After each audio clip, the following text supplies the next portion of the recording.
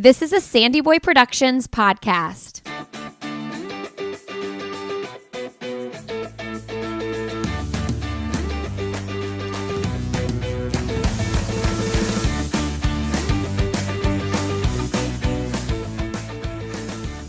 Hey everybody, welcome to All Have Another Podcast with Lindsay Hine.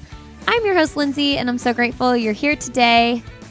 This podcast is part of the Sandy Boy Productions podcast network, a little old network I started a couple years ago that I'm super proud of. You should go check out our new website, sandyboyproductions.com. Get signed up for our weekly newsletter where we send out the show notes. And I don't know if you know this, but I also host a podcast for parents called Why Is Everyone Yelling? Perhaps you've said that before if you are a parent. But the episode this week, I just wanted to share here real quick. It's really good. It is with Julie Lithgot Haynes, and this is a guest I've really wanted to have on that show for a while. She's the author of the book, How to Raise an Adult, and we talk about raising independent kids and not over-parenting in that conversation.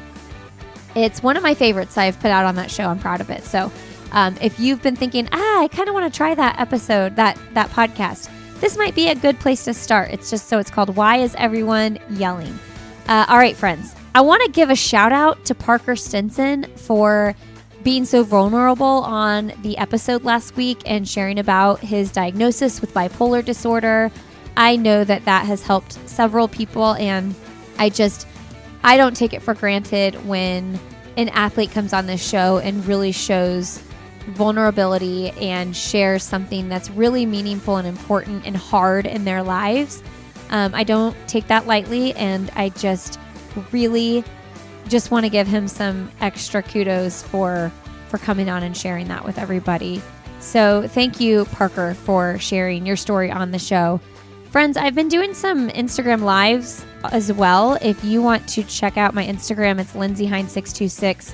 We just had Josette Norris on over there, interviewing Elise Cranny this week. By the time this episode comes out, that'll be out already on Instagram.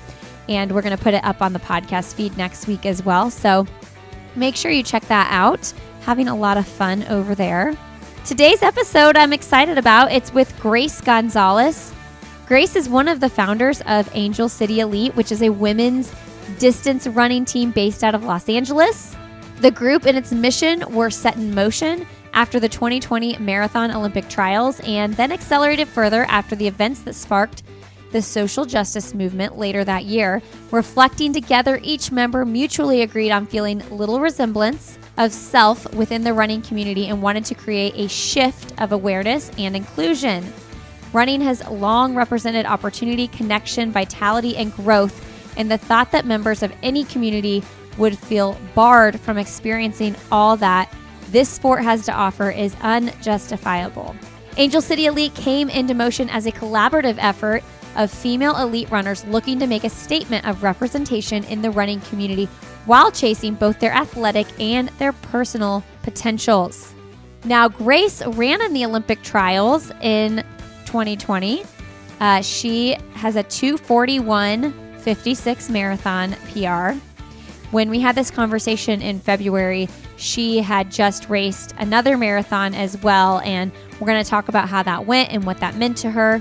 She's also had a big job change this year, and we get to hear about her culture and how important running is. And she's got a wild story growing up, how much she ran as a child, and it was just a normal thing for her. But I thought it was so cool. And then we get to hear about some fun stuff at the end. Grace shares with us her favorite concerts and bands, and I thought that was really fun as well. I'm a big music lover myself. If you do love this episode with Grace, leave us a rating and review and share it with your friends so that new listeners can find the show. This episode of the podcast is sponsored by Gooder.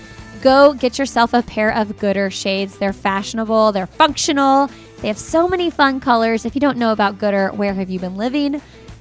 I feel that I see them everywhere, and I love that they have any style you can think of. Go to gooder.com/another and use the code another15 for 15% off your order. Links to that will be in the show notes at sandyboyproductions.com. Enjoy my conversation with Grace Gonzales. All right. Well, today on All Have Another, we have Grace Gonzales on the show. Welcome to the show, Grace. Hi, thank you for having me.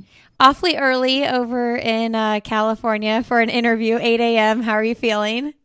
Yeah, I'm fine. I usually do my training in the morning, so my body is somewhat used to the morning time and the earlier times, although this past week, in the past few weeks, I've been on recovery, so I have been sleeping in a little bit more. But I'm at the end of that recovery time, so kind of it helps me get into the swing of things and gets me going on to this next cycle of whatever it is to come. So when you say morning, do you normally go at like 6 or like 7 or 8? 6, it depends on what day it is. If it's a workout day, closer to 6:30. If it's an easy run, between 6:30, 7. I just cannot get myself to do a workout so early in the morning, like a real workout. Yeah, it's, this cycle, it's been tough for me. But in prior years, I've trained earlier than this. So I kind of was like, oh, that's interesting. But I actually prefer, I find it's hard to get going, but I find that I feel more ready for it and have more to put out there than at the end of my workday. It gets me, it's a little bit more of a pulling of strings to be like, okay, let's go, let's get this. At the end of the workday. Oh, totally. I know. Well, there's a reason like people, if they can, do workouts at like 11. Like not early, not late, not we're so late in the day that we're tired yet.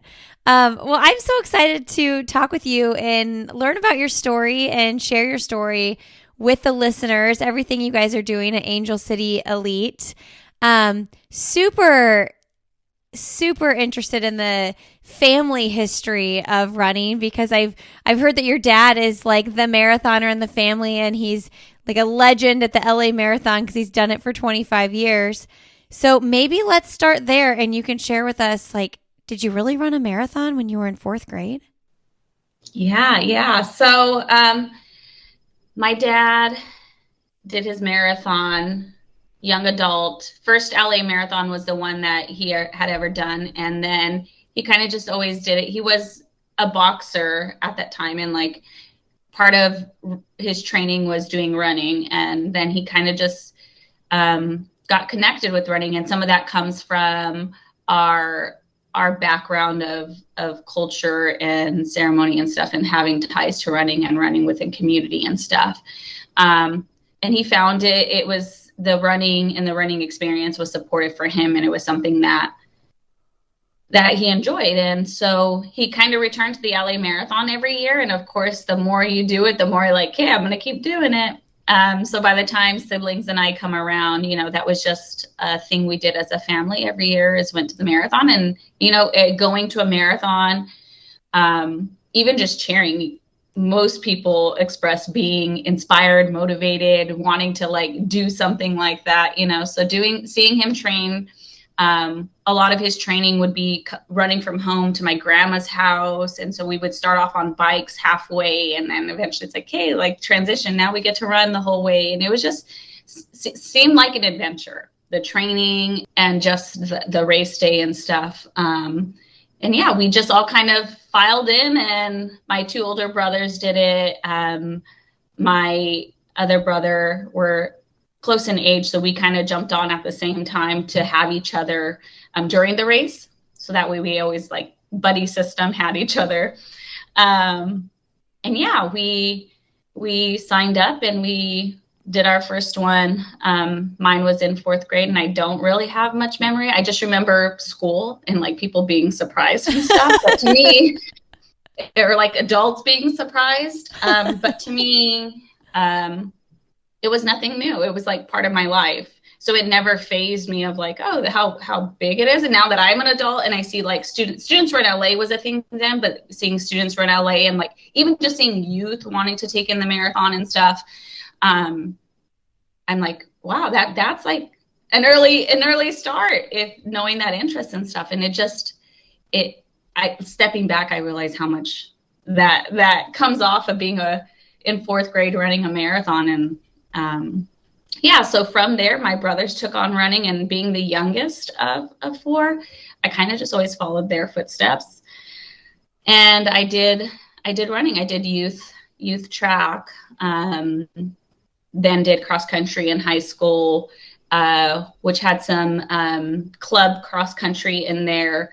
I went to 2 high schools, and I intentionally transferred for running within my district, because at my first high school, I kind of was the only female athlete, and I didn't mind training with who was there, like junior varsity boys and the varsity boys helping me and stuff. But I was always in races. I could never advance because I wasn't top 3 in the race, or only those many. And a lot of those people had teams. So even though they were within a team, like it never worked out that I would advance.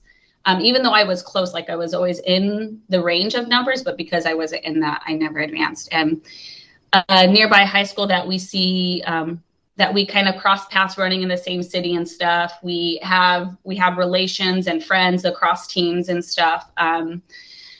They had a full girls team, and a lot of them were my age.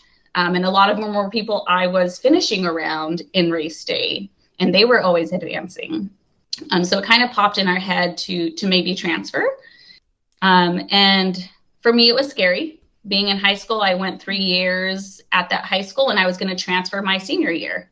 And so I didn't have it was more just to have the experience in this. At that point, I had no idea of college. I had no interest of not even like what I wanted to do, if I wanted to go to college, if running was even a thing. I was just enjoying running. Like, it wasn't about performance. I was just enjoying the experience. So I transferred, and we ended up getting second in state. I don't even remember. We won CIF. There was a lot that came with that year of that transfer. And there was a lot that came with me as an individual. I learned more of myself as a learner. The red light, or the light bulb, clicked off of what I want to do. And there were just things that were clicking together into like next steps. Being a senior year in high school, was getting approached for scholarships, which I had no plans of that, and or having a full ride scholarship, or even just approached by some of the schools that were approaching me. It was I think it was a big takeaway to do that transfer, even though it was scary. I learned a lot about myself as a runner, as an individual, and it kind of opened doors for me that I'd never thought were there. And that kind of becomes a lot of my story. You know, I take jumps that are scary, and then things just come out of like, it's a learned lesson, and there's something more that I never thought I would see myself in that I'm actually stepping into. Going into college, had a full ride, and that's where my relationship with running changed. I think that's where I lost the authentic enjoyment and fun. And I don't think that that's to say the program or anything. That was just me and putting expectations on myself that I thought I needed to be as a D1 runner. And I had a nice strong start to college. And then once things weren't clicking, I kind of put that back on me. Like, maybe it's gone. I got injured, which was my first injury towards the end of my college season. And I've never had gone through an injury that put me out for like a year. So I had to redshirt, and I thought like the comeback was going to be a quick comeback. Although nowadays there's a lot talk around injury and the journey, and it's not like a quick, especially if you have to take a year off, it's going to take another year to like actually get back and stuff. And I was on myself right away of like, got to hit the same times, got to do this, got to do that, or comparing myself to like when I first started and when some of my stronger years were happening, and wanting to finish strong. And that's what I wanted for myself. And it just wasn't happening, and putting that pressure of performance on myself. I think I would say that. And then there was another moment where I was like, whoa, running has been more than just running. Like I have a relationship attachment to it, and it's so much identity around it that I just didn't know what I was, who I was without running, or that the fact that even if I'm not performing, like I'm still a runner and I'm still worthy, I'm still good enough. And so because of that comeback, I kind of was just like, maybe my time is done. And also very similar to why some of ACEs, like I just didn't know opportunities that were out there after college. Mm-hmm. And or the balance of like, I could still pursue running to a certain level and go career wise, you know. I just didn't know those opportunities were out there. And I think now it's, again, these days it's a little bit more, there's a lot of running groups. There's a lot of different communities that you could jump on and whatnot. But that wasn't like just accessible. I felt like, so I went straight into my career field and just thought running was done. And I did running for fun. Well, I wasn't a consistent runner at the time. Friends who knew I've ran and know I enjoy running would just be like, I want to do a marathon. And knowing I still did marathons, but I didn't train for them. I just jumped in with them. How many marathons have you run? I think I've lost count. Uh-huh. But I think it's a little bit under 20. So it's like 16, 17. Okay. Yeah. So I would just jump into things for fun. And I took about I think 5 years off of running and just doing random things with friends when they wanted to, but not really any training or anything. It was just for fun. What were you running ththose marathons in? When you weren't training, you were just living your life? When I did them alone, so there were some I did in groups. So, sure. I worked with a group. I think they were like 4 hours, 4:30. But then there's some that I did solo during that time, and they were like 3:16, 3:12. Okay. So if you're not training and you're running a 3:16, 3:12, there's a lot of potential there. But I never knew that. Yeah. It was never aware to me. I was just, okay, I'm out here having fun. Now your marathon's 2:41, right? Yes. Okay. I'm still so intrigued by this, how the running began. I mean, my oldest son is in 3rd grade and I can't imagine him running more than 3 miles. And he's an athletic kid. And we are outside being active all the time. So it just had to be ingrained in your family. Yeah. My dad also did regular training runs and stuff. So it was even if it wasn't to one grandma who was 18, 20 miles away, it was to one grandma who was 5 miles away. Mm-hmm. So it was always just, his training was always around. So then it was just something we had always done. And it was something that within training for that, we also did a lot of other indigenous prayer runs and stuff that required a lot. That was a lot of miles within a day. So it was just, the idea of doing a lot of miles wasn't a big thing. Okay, tell us about the Indigenous Prayer Run. What does that consist of? So there's a few that we would take part in for different communities that are looking for some type of change or looking for some type of prayers, whether it be for individuals, whether it be for resources in the area, whether it just be for global impact of changing the way we work with nature, changing the way, keeping cultural ties within our communities and whatnot. So it would vary which ones we did, and some would be weekend long and some would be just a day, and some in that same time, I think coming off of going into that marathon year, we had done a prayer run for a whole year from Chicxulub, Alaska to Teotihuacan, Mexico. So it was cross from continent to continent. And so this is a prayer that's globally for all the nations, and the nations we ran through, whatever their immediate community needs, and learning more about them and providing support for their fight and whatever it is that their need, whether it's, and there are different things.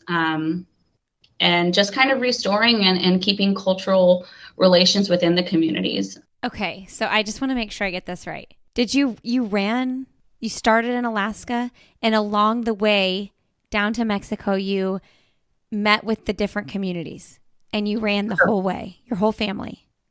My dad and one of my brothers, it works like, what is it, like a leapfrog thing. So we didn't run all of those miles, but we took on, as a community, as a group, that we're traveling together. Sometimes it would be 50 miles a day. Sometimes it would be 100 miles a day, and we would leapfrog those miles. And sometimes we did chunks of like 3 miles while the person ahead did 3 miles. So it was running every day from sun up until we got to the next community. Wow. That's so cool. Do you guys still participate in that? Because it was supposed to happen. It happens every 4 years, but because it was right when the pandemic had started. And so I'm not too sure where it's at with when it's going to pick up or whatnot. But there definitely have been, within the pandemic, we've seen a lot of communities still fighting for these different resources and access, and a lot of things going virtual, or, social media now has heightened a lot of these prayers and these intentions and the runs and purpose of running. And it was part of our purpose of running, and it still is a purpose of running that I tie to. Hey friends, a quick break to share with you about a new product, a new sponsor for this podcast that I am loving, Portland Bee Balm. Beyond the amazing quality of their balm, Portland Bee Balm is committed to creating sustainable products, which is hugely important to me.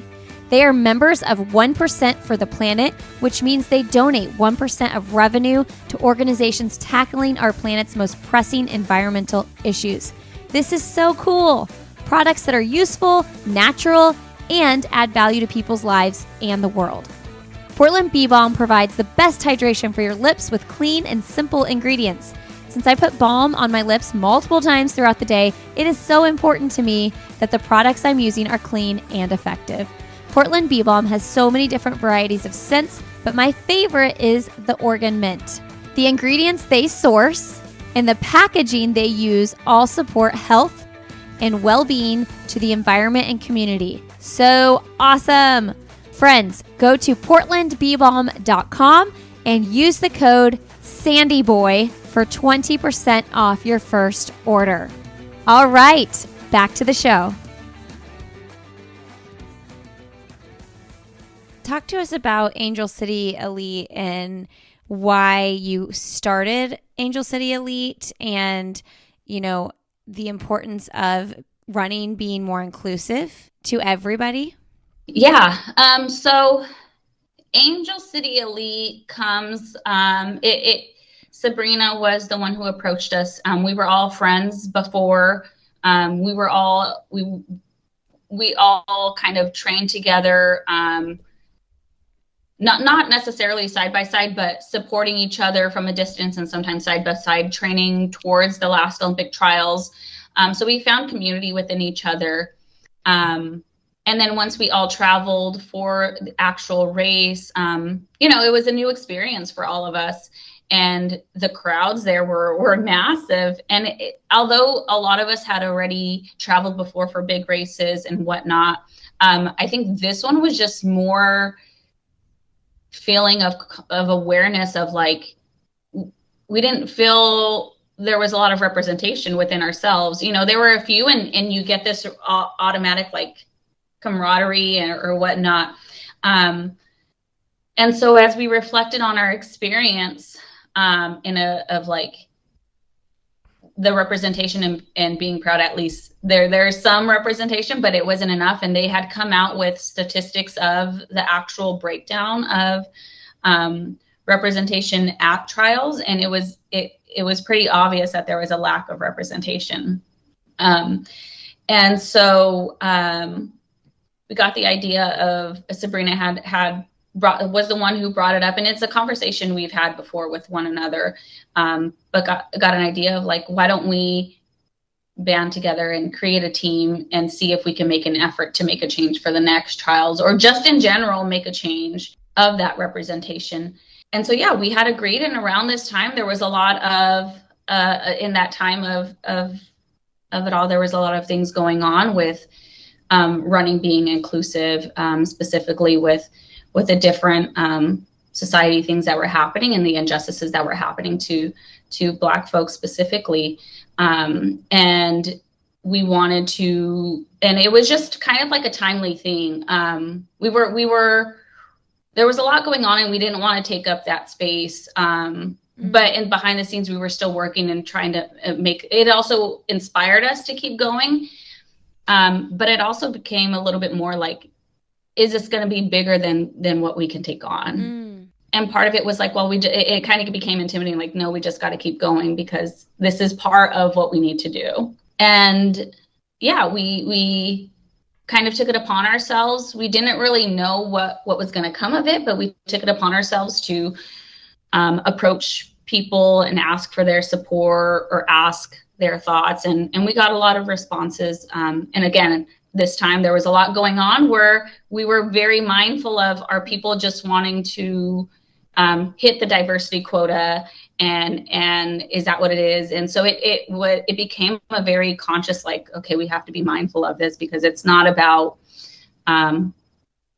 it's not 100% about us and just having this support. It also comes with, okay, how is this going to ripple out, and how is it going to do more of an impact? And so then that also made us get a little bit stronger in our missions and our values, and what kind of things did we want to do and want to see happen. Yeah, and we decided to partner with Brooks, and Brooks was very supportive and is still very supportive in a lot of ways. And now it's just kind of figuring out what we've done. Again, we announced during the middle of the pandemic, and there was a lot of things that we envisioned to start out, but that just wasn't happening because pandemic. We had to be mindful of one another, families, community. And so we started off a lot virtually. We announced and were received very well. And it was overwhelming for us because right away there was a lot of interviews, podcasts. We wanted to do more than just interviews and podcasts, but like we couldn't host an event because of everything. And it was like, how do we, and this is all new for us too. So it's like, how do we do this? And we had a lot on ourselves of what we wanted to put out there. And we also had to realize, and Brooks was the one to remind us, like, hey, y'all are human, and this isn't going to be a 1 year like expecting to see all this change. It's going to be a journey, and in the middle of that, all of us were also going through individual transitions of Sabrina was expecting and now has her baby Miles, and Andrea was getting married, and I was in a job transition. So on top of already balancing running of our own and life, and also as a team, it takes work to do the back end of it all. So yeah, we did our best that we could do. We had a few events. We're coming up to our 1 year mark of announcing, and so we're happy to have a few events with the community. In the beginning, a lot of folks had asked, what is our focus? Who is our focus? And we didn't have one direct answer. We wanted to see change, and we wanted to see more diversity. And that doesn't start necessarily with adults. A lot of us have different experiences into running. Some of us started youth. Some of us started high school, college. Some of us started, and I don't think anyone from the team started outside of college, or just like started as a hobby as a young adult or something. But there are people out there who were part of OTQ, or who can, if that's something they want, like it can happen then too. So it was, from our personal experiences and people that we know, it was hard to just pick one area to target, That's so interesting that you say, yeah, it's like, it starts with youth. I mean, it really does. Because a lot of times you develop these lifelong habits and loves when you're like you did when you were a kid. And it's so I kind of interrupted you, but I'm just curious, like, are you guys like thinking of like getting into schools or something like that to try to get kids involved? Yeah, so that's what's been a majority of our work this year has been with the youth. Okay, that's so cool. We did something, I think, at the beginning of the school year, around September, with a good, I think it was like 50 to 70 youth from different schools. And we kind of did a goal setting with them before their cross country season and just kind of shared some tips that we have or things we've learned, especially from cross country years and ways to approach it and how to set goals. And a lot of where we are now is because we set goals and we've learned like this balance of goals for ourselves. So kind of just giving things that have worked for us and giving it to them and at an earlier age. When we went to Houston, we did a community event with youth. And that, I think that was a little bit over 100 youth that we had, and very similar. A lot of them, it was their first 5K. So even then, just doing their first 5K, it ranged from middle school, so like 6th grade to high school. We had some high school athletes.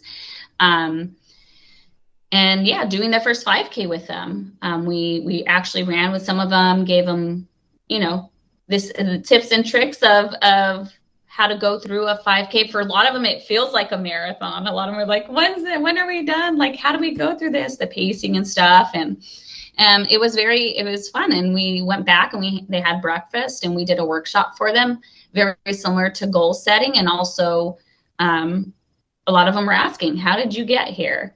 And so sharing our experience, and sharing the things that like none of us saw ourselves in that space, in that position. And part of getting there was believing in ourselves. Part of getting there is also building community with others, and also just being open to opportunities, and also knowing that you can start at any moment. A lot of us, like for me, returning to running in the middle-aged 20s, not thinking this was not my goal. I was just returning to running because I felt like I needed running. And it just worked out that this is where I am. Yeah. So you mentioned like being at the trials and feeling like there wasn't a lot of representation. It's a very like white field of people, right? So you grew up running. So you're like comfortable with the running scene, but I imagine for someone that's not comfortable with it, that hasn't been doing it their whole life, and they show up and it's just a bunch of white people running, they probably feel uncomfortable. Yeah. And to be honest, that's something that I've always felt, that I was, I was one of few out there. And I think recently in another talk that I was having, someone had asked who was my idol. And I didn't really have idols because I didn't see myself in anyone. And that goes to that, like, I did running for myself, but I was never invested in running because I never felt like it was like, I never connected with it because outside of running within myself, because I just didn't feel like it was me, or like that I was in there, that I could be in there. And the only person who came to mind would be Brenda Martinez. And we actually raced together in high school and kind of are familiar with each other, high school and college and stuff. And that's someone close in age to me. But even then, yeah, as an adult, in high school or in college, I think I had a nice team that I didn't feel that. But when we went to races together, when we traveled for races, it was more apparent. So I think it was never a lot in my immediate teams, especially my first high school and my college. But it was always then going into like a competition or a race with the larger crowds. It was more apparent. And even as a young adult, when I went to races, there's people who, I am still very much tied to my culture. And that's a lot of people that I'm around, and a lot of people who would hear that I was a runner who don't know my story, or like initially just meeting off would be like, running, that's a white people sport. Like, why do you do running? Like, I've had multiple people express that to me, like, you're a runner? And or if I express to people that I am a runner, and the extent to like, it's not just, running, like I intentionally have to train and put in, and like the level of running that I do, a lot of people are very surprised that a person of myself is at that level. So it was things that I got then, and I think there's still things that I get now. And that's part of why we do what we do. That's really cool. Do you, when you're racing or like doing hard workouts, do you incorporate that like prayer and meditation into that still today? Yeah. So I've realized I'm a stronger runner, and I feel better in running space, especially on those days when I step back from watch, when I step back and I just let myself be. So connecting to nature, connecting to myself. And in that way, it's kind of like a meditative state. It's like I think within myself, and then within that, these natural things stick out more within the nature, within the elements that I'm around. And within that, when I get into that zone and get into that space, a rush of other thoughts and other prayers come to mind of like purpose of running. And it goes back to kind of those prayer runs and the continuings of runs. People within community come to mind, and then I focus on them and their prayers, and I focus on the things that that they may need, or the thing that what they've given to me, and they're part of my community. So it's kind of like this mirror of motivation and support and prayer. And so in my mind, these are these things that are giving me strength by putting strength out there for them. And I mean, people come to mind, communities come to mind, words, songs. I guess in a way it's kind of like mantra come to mind that empower me and that keep me grounded and keep me, those are, when it comes back to like ego mind or ego self coming, like those are the things that re-ground me and re-put me into a space and remind myself like the compassion. And then also it just spreads out to some of those things that started me in running and keep me grounded in running. Yeah, that's really beautiful. It's like, I was just reading a book. I forget what book it is, but it's like when we become like super self-focused, that's when like things go bad. So like when you're like, you're like thinking of the other things, not just like, oh, this hurts for me. Oh, why am I doing this? Like as soon as you start saying I, that's when it seems things go awry. Hey everybody, a quick break here. I want to let you know about Thera Body. I know a lot of you listening to this podcast are running quite a bit of miles, and part of upping your game and being able to take your running to the next level is making sure you're getting the recovery that you need. Recovery Air is a groundbreaking pressure massage for everybody, anywhere. With Thera Body's exclusive fast flush technology, Recovery Air flushes out metabolic waste more fully and brings back fresh blood to your legs at 3 times the speed of competitors.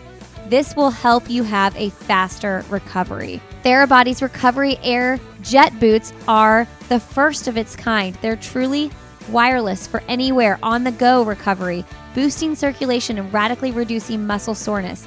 And thanks to Recovery Air's super intuitive, easy-to-use one-touch controls, recovering faster is a breeze.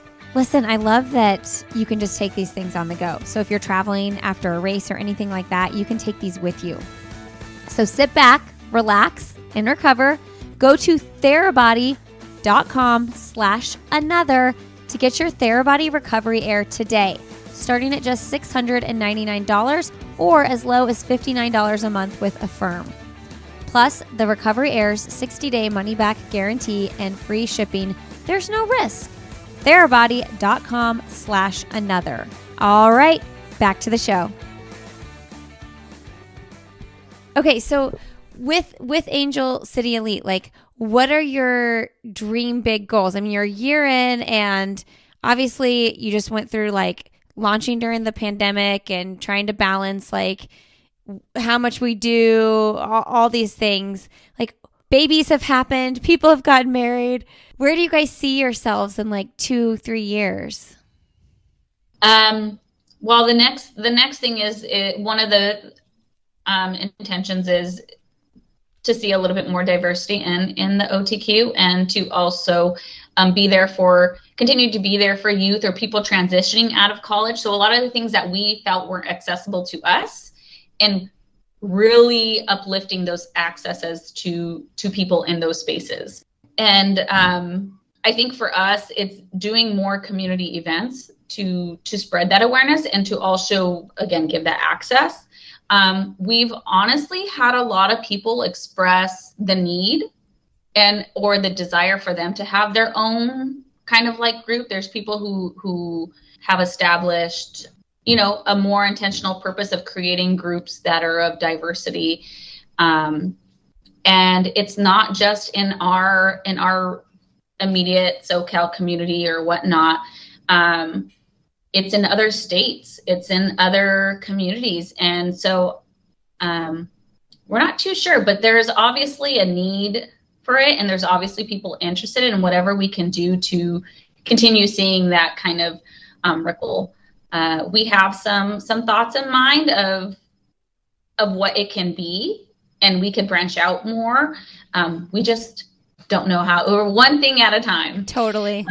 Yeah. And for us right now, that's continuing the momentum of events, continuing to find the groove of this balance and how much we can take on, and seeing if it works. It's kind of like training. We put out our goals of having so many events within a year and seeing if it feels manageable, seeing if it feels not, if it feels too back to back, and what else we can do and how else we can do it if it's not events, to keep getting things going and the wheels going. And also if we can't all immediately be there for events. Well, I mean, you're doing it. I always feel like people think about like what they hope things will be or what they want things to be, and you get frozen in like, I don't know what step to take. I don't know what to do, but you do something. You do one thing. And so you guys have this ball rolling, and I think it's a beautiful thing, even if you're not totally sure what it's going to look like, in 2 years, in 5 years. But that's pretty cool that you guys were able to just do an event down in Houston.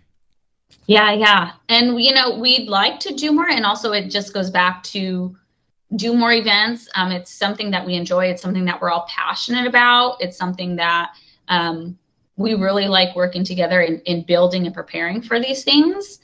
And I mean, I think if that could be something that's all we can do, I think that's something we could do. But then we also have to balance in, like, we have to have our jobs that also keep us afloat. Yeah.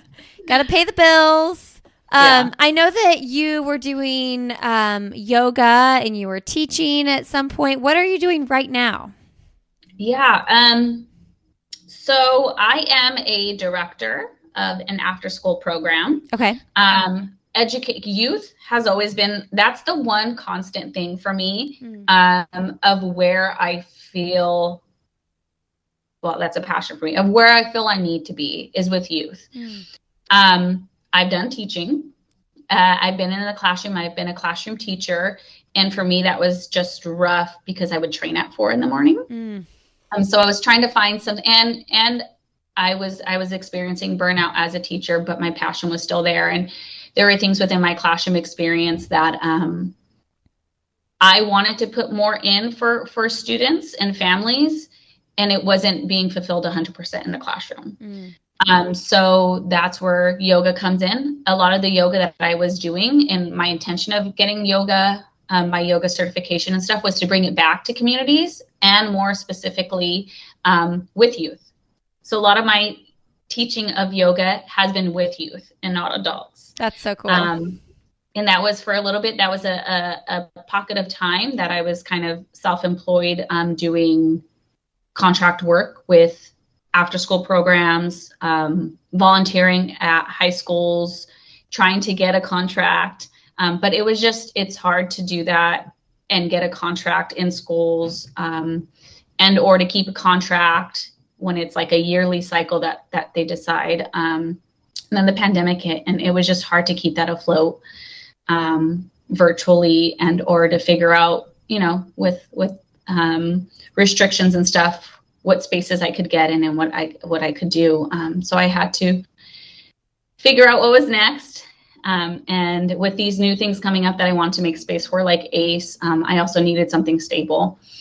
And so, again, of course, with kids still. And so I'm an after school director I'm at a K-8 school, so it's nice to be with the little ones still. But specifically, I manage an after school program for middle school students.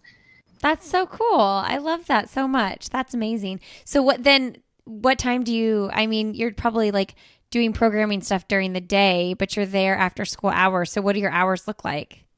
Yeah. So I'm there during the school day. I go in around 10 o'clock. Okay. And I'm done at 6:30. Okay. So yeah, it's not too bad. And also it's also a schedule that I'm getting used to. I thought I would have more time. And I do, but I'm also finding I need to restructure to get in strength, to get in my recovery, and also to feel like I have downtime and not so much of a quick turnaround of needing to go to sleep since I'm getting up early. Yeah, that's tough. Yeah, so I thought it would be it is a nice schedule because I don't have to get out at 4 a.m. anymore to get my run in.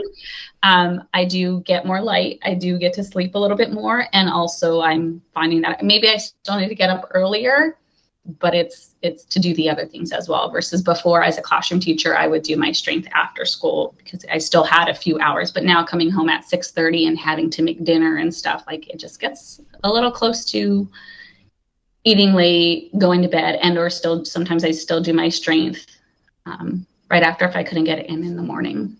Yeah, that's tough. It's like if you're like home by the time you get settled, it's 7. Want to get to bed by 10? It's a quick turnaround. Yeah, and to just have some downtime at the end of the day. Yeah, everybody wants to watch a show or read a book or do something. Put your feet up. Yeah. Which of those things do you do?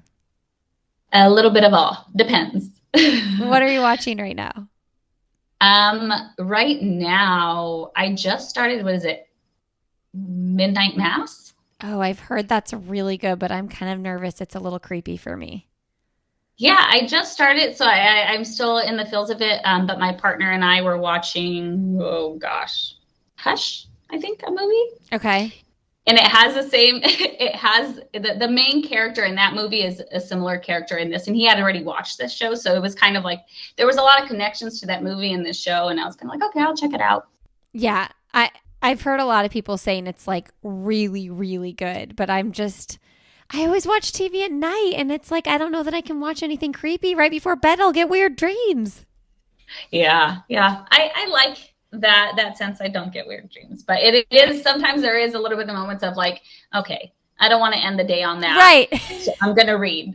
The book I'm reading right now is The Alchemist. I'm rereading that one. I have a lot of books. That's a reread.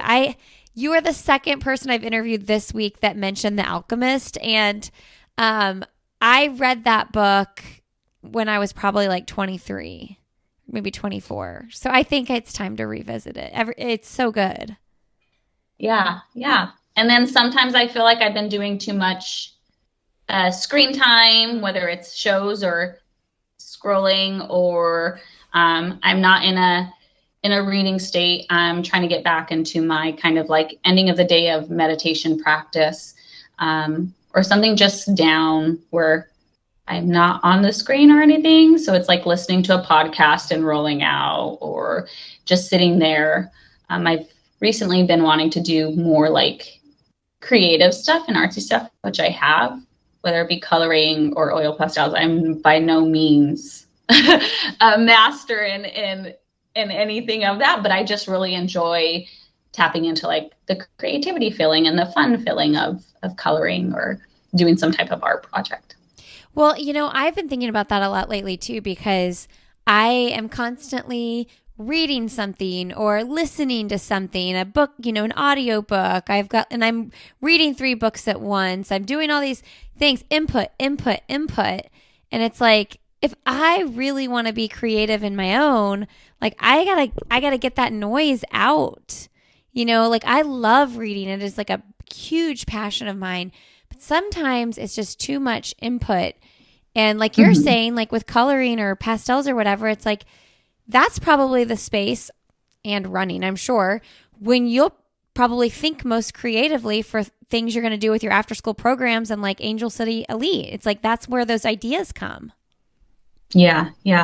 And I think part of my creativity has been recently output of creating the workshops and, figuring out what we have to create and do for the team. But I think now I enjoy that. And also I'm more individual, creative, solo that's not attached to a project and just fun. Just enjoying your life. Just like literally doing something for fun. Yeah. We should all do that more often, really. Yeah. Okay, so we mentioned earlier your marathon PR is 2:41.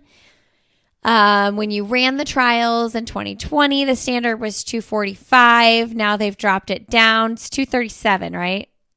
Correct. Okay, I was nervous I was going to get that wrong, even though I was like 90% sure.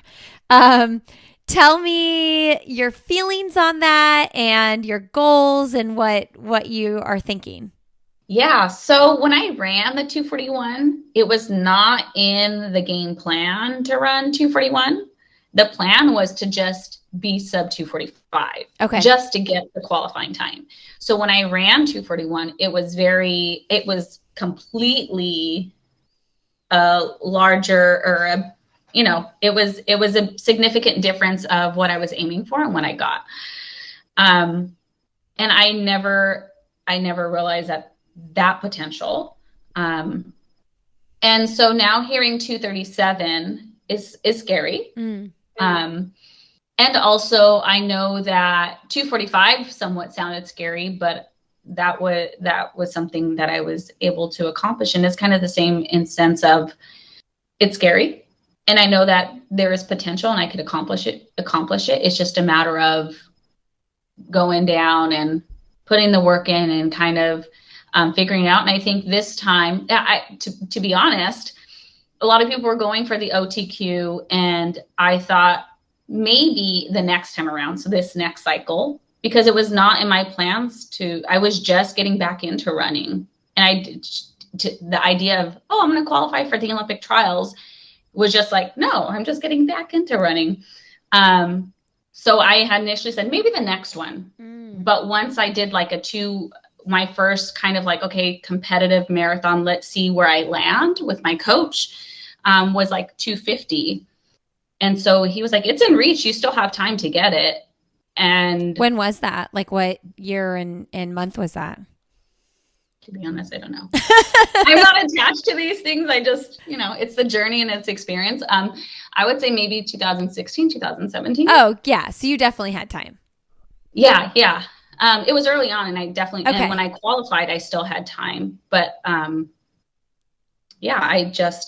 didn't know. So knowing that was my experience, I think I just kind of have to approach it the same way. I think it's going to take, and now that I'm in this, and to this extent, I have to remember and go back to like my lessons of college of the balance of, I have to keep enjoying running, running time. And this is something that I'm still working on in my training. Like I do better by effort.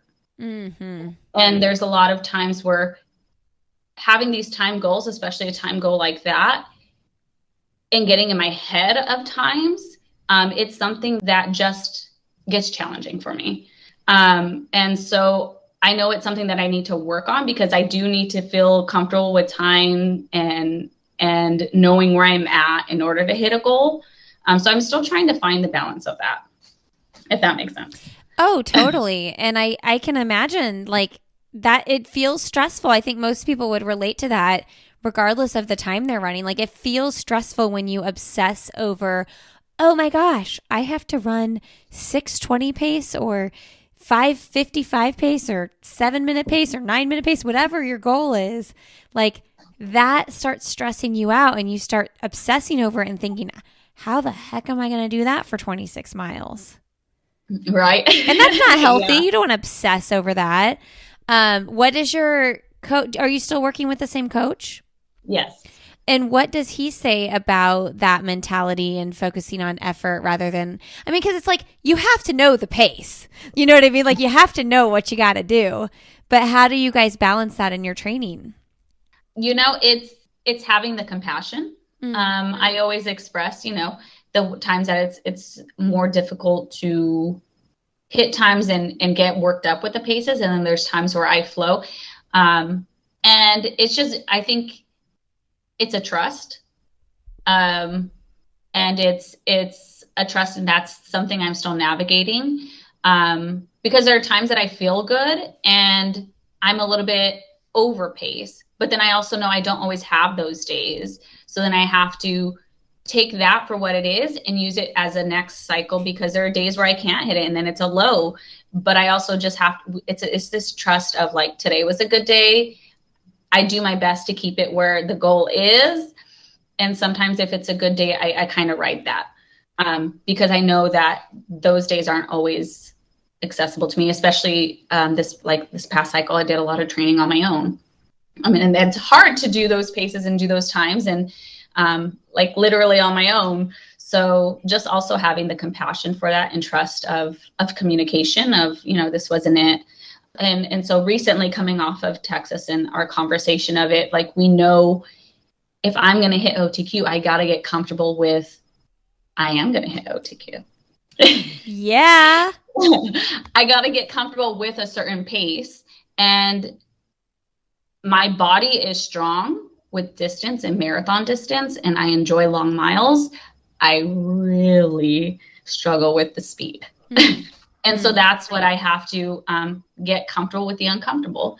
And I think it's going to take some time for me and step away from in those speed times of that, because, there's always a table of like, if you hit this in a marathon time, like you could hit this. And that hasn't always been a thing for me. And this is where it's like numbers and seeing things on media and seeing things where people, sometimes it is a parallel for people, and seeing like, well, it isn't for me, and not taking it personal and being like, this is what works for me. This is my training, and their training is different, and that's okay.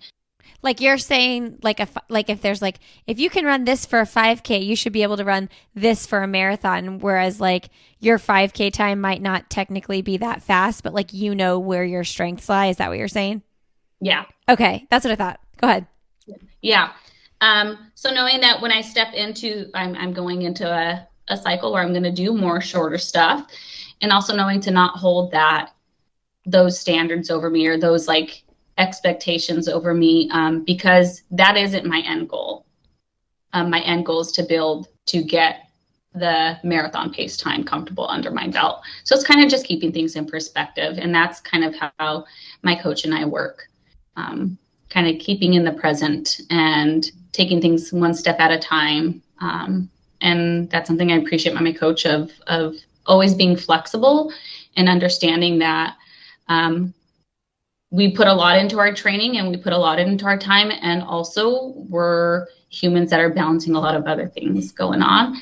And some weeks are heavier weeks, and that comes out in the training. And some weeks, for some reason it's a high, and take it for what it is. And so with my life transition right now, I'm still coming back to that balance, and, and that's part of it. Running, I recently expressed I didn't have a goal race in Houston. But I also recognize that it's not always going to be highs, and there are going to be some lows. And reflecting back on my transition that I'm doing right now with work and pandemic and like other things within life, that's just where it is right now. And using this as a stepping stone of the next few cycles, and remembering what my end goal is. I love that like reminder too, that if you don't have a goal, like you don't hit your goals at a certain race, like that cycle is not a wash. Like all that work is still matters. It still matters for what your next marathon you train for. And I think people get hung up on that. They think, what a waste of those 16 weeks or however many weeks it was. I didn't do what I set out to do. But if you're a lifelong runner and you're going to try to hit another marathon, that work is there, and it meant something. Yeah. And it's also, I mean, for me, personally, right away in the race, there were thoughts of like, okay, this isn't going the way I wanted. Like, should I drop out? But running isn't always about performance. Personally for me. And I had to remember, I put my body through a lot to get to this training. My body has requested for me to step back and focus on some more strength things in the middle of the cycle. So for my body to be able to get out there and still do 26 miles and feel, I mean, there's always rough patches in the marathon. We're like, what am I doing? But to still feel good of like, thank you, body. I'm proud of you. Thank you for allowing me to be able to run marathons. Thank you for allowing me to have motivation to get up and run the miles that I need to run. And it was just a reflection back of my body, my journey, mentally, physically, emotionally, all around, of just showing up for myself. And sometimes that is just appreciating the day and the moment and the accessibility, because it is a privilege. Yes. To be able to move, to be able to run that much. And so that's kind of what it became, of just the appreciation of, I never thought I'd be in this space. It wasn't a performance space, but there is a lot that I've shown up for myself, and I am proud of to just be in that moment and to just continuing on the journey. That's really cool. Yeah, I think that even in hard races, like I find myself, especially in the race environment, not necessarily like out on a training run by myself or whatever, like you just kind of look around and you're like, I get to be here. Like, this is really fun, even when it hurts. Like, and you don't always remember that when you're like nervous for a race or overthinking how bad it's going to hurt at mile 20 or 22. But like when you're actually physically there, what a cool experience. Mm-hmm. So, okay, Houston did not go as planned, but you know, like you said, like learn all these things even from the races that don't go as planned. Do you have something on your calendar? Like, are you going to run a marathon in the fall? What does your schedule look like? I don't have a marathon on calendar yet. I do think I'm going to step back. I don't know if it'll be fall. I don't know if it'll be next spring. I'm putting a pause on when the next marathon is going to be and when it's going to be on calendar. I want to see, I just want to see how things go right now. And then once I feel, I can tackle a marathon, for sure, the next marathon I want to feel strong going into. And it's something that I do want to go after a time. And I think I have to step back and put some other training blocks in of spaces to feel like, okay, I'm going to go after this time. What does your life look like when you're not training for something? Like how many miles a week are you running when you're just living your life? I'm not too sure. Like 50, 60 miles. Okay. That's like your natural go-to, like what you're comfortable. Yeah. And then when you peak out, when you're like, what's the highest you've peaked out at for a certain cycle?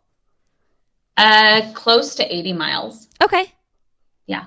Okay. It's interesting to hear that because some people at your level, I feel like they're running like 100, 110 and 80 seems like on the lower end. Is that because are you injury prone or do you just is that your happy place?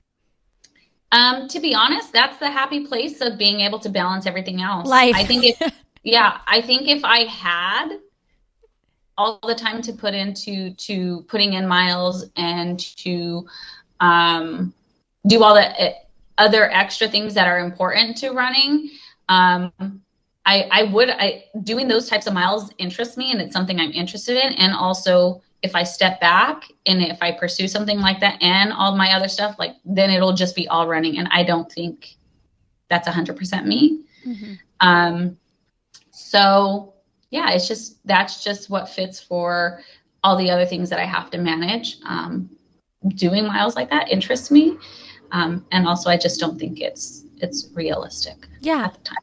I think that's good that you recognize that. You You have to have some space to breathe. Are you Yeah. excited for a break? Yeah, I'm ending my break. I'm excited to get back. I'm excited to just, I miss just running. Yeah. So those kind of like those easy miles. Kind of looking forward to, I still try to be mindful of where I'm at and who I'm running with, just because I recognize we're kind of still in a pandemic. And so I'm interested to get more community runs in and stuff, and also kind of finding the balance of like being safe. Yeah, for sure. All right, Grace, what's something professionally or personally you would like to do that you haven't done yet? I would say an extensive backpacking trip. Like a international backpacking trip. Okay. Yeah, that's something I enjoy. Nature, I enjoy being outside and being active in general. And backpacking is something I've always enjoyed, but with training and stuff, it could get hard. And so if that's something I'd like to see a little bit more of and something bigger, I think it would be an international like backpacking trip. Will you get weeks off in the summer with your program director job? Yes and no. Okay. Yeah, so I still will be going on in summer and doing like a summer program. Uh-huh. So it's not the full summer I'll get off, but there are pockets and windows of time that I'll get off. Okay. Maybe it'll be a summer thing at some point. Yeah. And I'll be happy with just a backpacking trip in general. It doesn't have to be international, but if one I day. Could, yeah, it's a goal one day to get there. Yeah. To do a backpacking trip like that. Who's someone fun, motivating, or inspiring you would like to have coffee, tea, or a cocktail with? I want to say Des Linden. Wouldn't that be great? Yeah. The music interest or whatnot, and just seeing the different things, adventure and stuff, very similar to, transitions of different phases and recently doing the longer run and stuff. Yeah. Well, you have a Brooks connection. You can probably make that happen. Yes. that. And maybe that's why, because it's so in reach, I'm kind of like, yeah, I'm gonna put one out there. I love it when people answer that question with something that's in reach. Like it is a little long shot. Like, can we make this happen? But like it can happen. Because, a lot of people will say like Oprah, Michelle Obama, which is all great. But it's fun when it's something that like you could see coming to fruition. Yeah. What, I know you mentioned The Alchemist, but what's another favorite book you've read? Another favorite book I've read. There's a lot. The Eckhart Tolle, I've read a few. It's escaping me. The new. I know what you're thinking. The new. Is it New World or? Is not New Age? I don't know. I know. I remember. I don't know. I was in like high school or something when Oprah was like all over him and in that book, and it became a big thing. That was years ago. But yeah, somebody else also just recommended that book. Yeah, I've been seeing it pop up a little bit more. Maybe that's why it's fresh in my mind and circling back around. Yeah, and that was something like, hey, maybe I'm gonna check out that book again. Yeah. I'm not someone to rewatch or reread. I don't know why. I just like, okay, I've done it. Like, I just feel like there's so many other things. Like, we're never in our lifetime going to get to all the things that are good to read and watch. So I'm like, I don't want to waste time going back. The other one that I have reread, which it says a lot for me to reread, is Anthony Kiedis' autobiography. So the Red Hot Chili Peppers lead singer. Really? That one I've reread, I think, more than twice. Oh, I'm gonna get that. I've been to one of a Red Hot Chili Peppers concert. Before we had kids, we went to one. Really good. Yeah. I took myself on a solo date to a Red Hot Chili Peppers concert. You did? Because I spent a lot of money on the ticket, and I wasn't gonna ask anyone to spend that much money on a ticket if they weren't as invested as I was. So I was like, okay, I'm gonna go by myself. That's amazing. I feel like you could be in the moment more if you go alone. Because when you go to a concert with someone, you're like doing it together and whatever. But like alone, you can literally just be. Yeah. Yeah. And that's exactly, I got my drink, went straight up into like very front and center. Like I didn't have to carry anyone or like bathroom things or anything. I was like, okay, I'm here. That's kind of amazing. When was that? That was that was like one of their last ones. I want to say it was 2018, 2019. Wow. It was it was not that long ago. Okay, because we went. Probably one of the last concerts I've been to. Yeah, since before the pandemic. Yeah, yeah. We must have went in like 2009, which it's just funny because it doesn't seem like that long ago. But when I say that, I'm like, that's a really long time. I love the Stadium Arcadium album. I remember when that came out, and it's so good. Yeah, I mean, I've been a big fan for a while. I think By the Way is. I like By the Way. Yeah. But whatever the album is, it's like Mother's something. Mother's Milk. Some of that it's too much for me. Like it's too loud and too much screaming. I think that's why I like Stadium Arcadium so much. It kind of like there's some chiller vibes on it. Yeah, I can see that. Okay, before last message, what can we as a running community do to support Angel City Elite? I think would be spread the word, and if there's anything that we feel aligns to other groups that or other people that network and let's make something happen. And that's the only, networking and coming up with something or reestablishing that connection is one of the ways to kind of make a ripple and change and make some things happen. Awesome. We will link to everything with Angel City Elite in the show notes of this episode as well. Okay, what is your last message to leave with our audience today? Don't forget to pause and enjoy life. And maybe put on some music and dance. Maybe crowd surf. Go to a concert alone. Yeah. I've been to plenty of concerts alone, actually. That's so good. I could use some independence like that. I am so dependent on doing things with my husband. Like that would be really good for me probably. Yeah, it's a different experience. I think I've gone to a music festival alone. Yeah. That's amazing. Grace, thanks so much.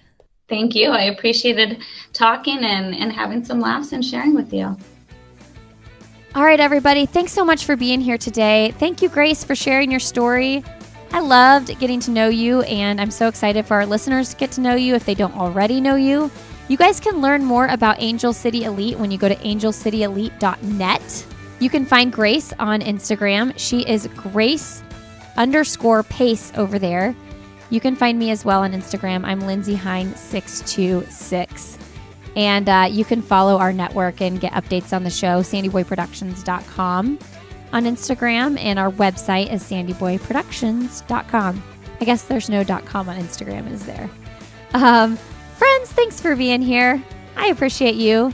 Check out our sponsors. The sponsors there's two ways that this show goes on, really. It's you all listening and it's sponsors supporting. So check them out if you're in the market for a gooder watch, if you want some amazing chapstick from Portland Bee Balm, and if you need some new sunglasses, a gooder. Promo codes and all that are in the show notes at sandyboyproductions.com. All right, friends, I hope you're having a great Friday. Have a wonderful weekend. And as always, we'll see you next Friday. Actually, we're going to see you before that because we're putting out some extra episodes these weeks. We're going to have an episode pop up with Elise Cranny. Should pop up on your feed on Monday. So, all right. Enjoy your day.